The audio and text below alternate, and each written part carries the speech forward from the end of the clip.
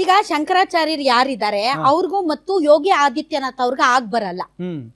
ಇದು ಮೊದಲಿಂದ ಜಟಾಪಟಿ ನಡೀತಾ ಇದೆ. ಅದು ಇವತ್ತು ಈ ಒಂದು ರೂಪ ಪಡೆದಿದೆ. ಬಟ್ ನಿಜಕ್ಕೂ ಈ ಒಂದು ಬಾಲಕರ ಮೇಲೆ ಲೈಂಗಿಕ ಶೋಷಣೆ ಮಾಡಿದ್ದಾರೆ ಅನ್ನೋದು ಇವ್ರ ಮೇಲೆ ಇರುವಂತಹ ಆರೋಪ.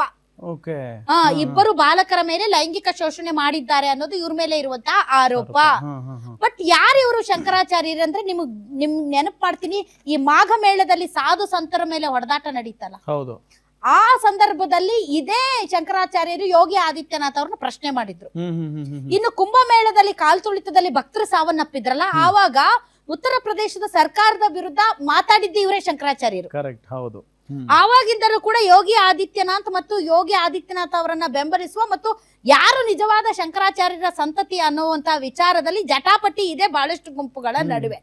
ಆ ಜಟಾಪಟಿಯಲ್ಲಿ ಈಗ ಇವರ ವಿರುದ್ಧ ಕಂಪ್ಲೇನೆಂಟ್ ಅಥವಾ ದೂರುದಾರ ಯಾರು ಅಂತಂದ್ರೆ ಅವ್ರ ಹೆಸರು ಅಶುತೋಷ್ ಬ್ರಹ್ಮಚಾರಿ ಅಂತ. ಸೊ ಯಾರು ಅಶುತೋಷ್ ಬ್ರಹ್ಮಚಾರಿ, ಆತನ ವಿರುದ್ಧವೂ ಕೂಡ ಕ್ರಿಮಿನಲ್ ಅಪರಾಧಗಳ ದೊಡ್ಡ ಪಟ್ಟಿ ಇದೆ.